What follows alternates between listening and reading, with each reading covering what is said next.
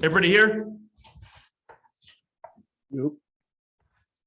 I apologize, guys. I went a little longer with the guys in the locker room than normal and did radio. And then the first young man that ever started at point guard for me when I was the interim coach at UNCG was at the game. He's from Houston, and I could not stop and say hello to him. So I'm sorry you guys had to wait, but that was something that was important to me. I'll let you guys fire away. Coach, it seemed like executed better in the first half. David kind of had that pick and roll going. What did you, from your perspective, what did you see on the offensive end in the first half? And then maybe what did Houston do to kind of slow it down in the second half? I thought we had a one-day prep, and what's been tough, and believe me, it is not an excuse. I mean, this is college basketball. It's been tough because you're playing guys heavy minutes. Like, you look down tonight, 29, 30, and I think they're giving it to us physically. So you're like, you play a bunch of games in a bunch of days, and you can't just come practice 2 days in a row. And then mentally they got to have some kind of break in there. So after the South Florida game, we gave them Sunday off. And that was just as much mental, but also physical. So you're in a one-day prep for the 14th ranked team in the country, who's, the 14th ranked team in the country because they cut one of the best defenses and offenses in the country, right?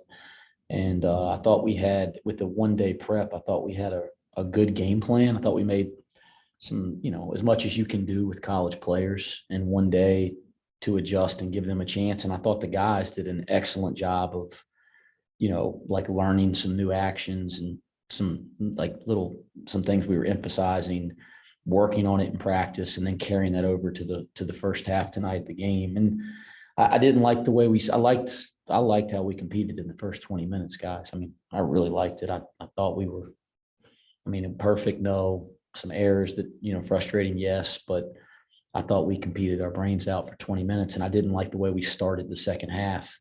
And then you're kind of in that hole again, right? We've talked a lot about that, where you're just kind of digging yourself into holes.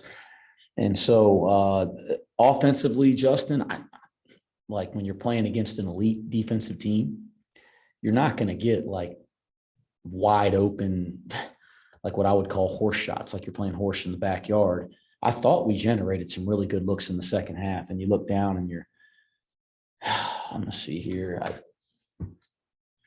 Second half, we're 7 for 25 from the field, 3 for 16 from three, and 2 for 8 from the free throw line. I thought we just couldn't get a couple of them to drop. And I thought, there was a couple bad possessions too, but I thought we got some really good looks out of our action. And I liked our offensive game plan and the execution of that game plan tonight.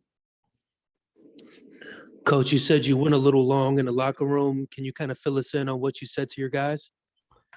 I'm not going to tell you everything, Keith, because sometimes stuff in the locker room is supposed to remain there, but it was just about, we fought for portions of that game. That part I'm proud of. There were some segments we gave in a little bit. That part we got to get better at, and we got to fight harder. We got to dig down more. We play the second best team, at least in the standings, in this league in 48 hours or less. We got to dig down harder, like whatever it takes. And that was more or less what we were talking about. But there were some good things out there tonight. I always try to recognize that. And there's some areas we got to dig in and get better, because the results that we're getting are unacceptable. And I know that as well as anybody. Coach, it felt like Jarrett gave you some good minutes tonight. I know the stat sheet might not show it fully, but it looked like he played with a little more confidence, and hopefully a good sign going forward for him. Yeah, he physically belongs in that game, right? And that was part of the reason his minutes were extended, because I think his size, it matters in that game, his ability to, that we're really struggling to guard tonight, Chad, at that 4 position. Like you look at the night Fabien has, right? We're struggling to guard at that position, but we would go big and it would get even more difficult. I thought, Hayden checks in, he gets blown by off the top of the key right. Now we should have taken a charge on that possession. We were struggling to get out to him with our bigger guys or stay in front of him. And then, so I thought we had a better chance with Jared sliding down to the 4 a little bit at times, and JD, trying to deal with him down there. And so that Jared's minutes get extended because he can spell John, and you don't lose that size that John gives at the 3 position. And then he's able to kind of help us match up a little bit better when JD was out and spell him at the 4. So that hybrid forward position, it's so important in basketball. Jared's showing the ability to be able to do that, especially defensively. Wes, what made Fabien White so tough to defend tonight? Well, I mean, he's about as good as anybody in this league this year, and we've had a hard time with him both times we've seen Houston.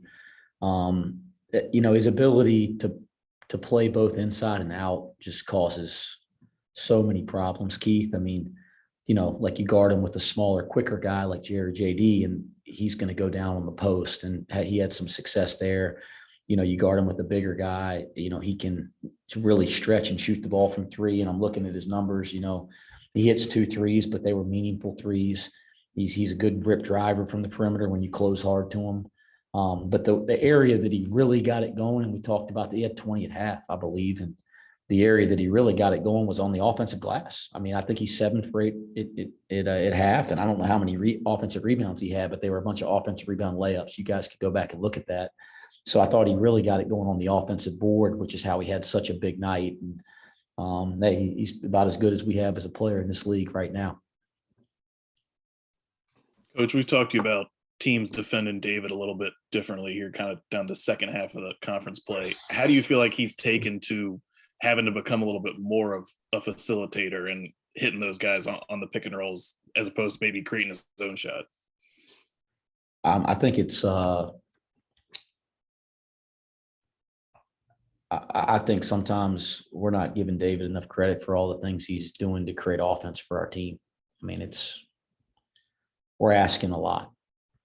He's taking a huge offensive load every night, like you said, to go create a shot for himself at times when there's nothing there, and also create opportunities for our team. And, the way that we grade the tape, we have a category for who breaks the defense down the most, to put the defense in rotation. Like there's such a value for that. And I mean, it's just like every game by far and away, he leads that category. I think he's been phenomenal recently of like finding guys and making the right play, because everybody's playing him with such hard coverage now, because everybody was playing him with softer coverages, and he's getting to his pull up or he's getting downhill and was having a ton of success. So everybody's trying to get it out of his hands. And I mean, he's a fun guy to play around, because you're going to be in a long closeout, you're going to be open, you're going to have an advantage when you catch the ball. And so I think he's done an excellent job of that. And I hate this about our game right now. Like everybody in the world that knows basketball, that doesn't look at box scores anymore. I mean, like nobody in the world looks at box scores. You look at a box score, and sometimes he doesn't get the credit he deserves for how much offense he's creating for our team. Now, people that know what they're watching, and there's ways to stat that. I mentioned the way we stat it. I hate that he's not getting enough recognition for how much he's doing, because his line doesn't quite, give him credit. Do we have one more question? Second really good game in a row for John. Is this getting a look at him closer to 100% maybe than we've seen him for a while? I know he had the knee and the ankle, and he looks like he's playing free now. Yeah, I said that on the radio. He's healthy. We haven't talked about it, but I can just watch him. Like he's healthy. He has pop. I think his effort the last 2 games has been exemplary. I mean, it has been unbelievable, like watching him compete on a basketball court the last 2 games. And that's the player that I've seen since he was, 13, 14 years old. And, I think his health has as much to do with that as anything. Where Abdul, for example, I mean, at South Florida, Abdul had a bad ankle injury, and you can just see he doesn't look the same. Like I'm not making excuses. You guys know me. That ain't what I'm about, but he doesn't look the same. He's not moving the same since that game at South Florida. And I thought from Christmas till then, I mean, he was in shape and he's moving. So I think guys like Abdul and John, who have been really impactful defensive players, in big time games for the course of their college career, you can see the difference between healthy and hurt. And there is a significant difference. All right, thanks, guys. We got Mike Saunders here. Yes, Coach.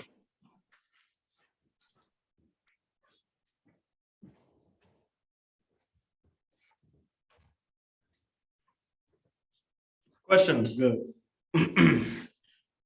What's up, Mike?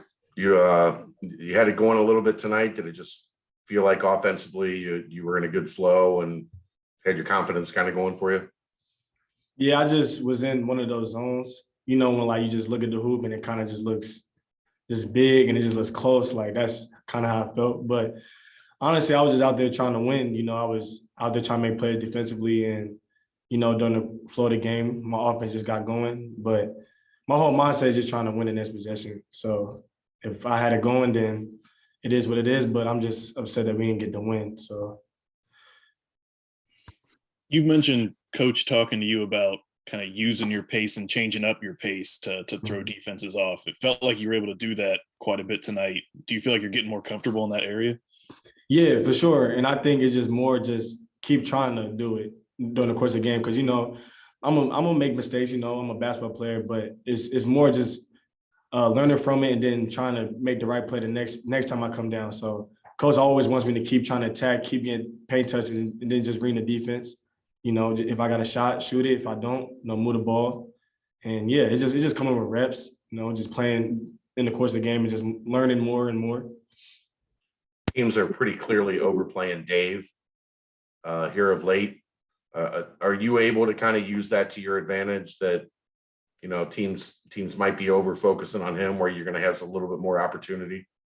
Yeah, obviously, teams are really starting to scout Dave a lot. He's not getting a lot of, great looks. They really are pressuring him, trying to get him off the ball.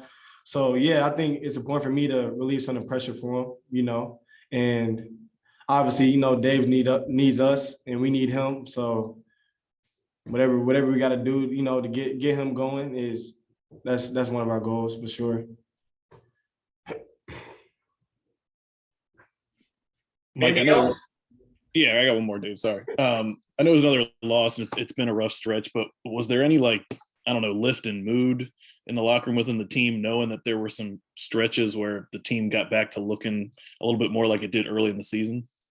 Yeah, we had more of a fight, obviously. We didn't when he kind of got a lead, during the stretch, we kind of stepped back and kind of stopped playing Cincinnati basketball. But this game, we was really fighting and we just kept that same mindset like that regardless of how the game went, we was going to keep playing to our principles. And I think that worked out for us, especially in the first 20 minutes. I mean, the number 14 team on the road, and we had they had a 1-point lead except for that late 3 at the end. So we fought for 20 minutes, and that's a good sign for us that when we play the right way and we just keep fighting, then we're going to have good results. So we just got to figure out a way to make it last longer than just a 20-minute segment or however long. Another tough turnaround to SMU on Thursday, but is that confidence you built there something you can take into SMU and say, look, we're starting to get back to being ourselves. We're starting to play the way that we need to play? Definitely. We just can't get so down on ourselves when things aren't going our way, because we're a good team. We have depth, so we have to utilize it more and just stay together as much as we can because when we stay together, good things happen. And I feel like we was together this game, and that's why we had better results, I feel like. So if we carry that on to the next game, then we should have good results. All good? All right. All right, thank you. Thanks, Mikey. Yeah. Thanks, Mike. Yeah. Thanks, guys. Appreciate it, Dave. Thanks, Dave. Thanks, Mike. Yep.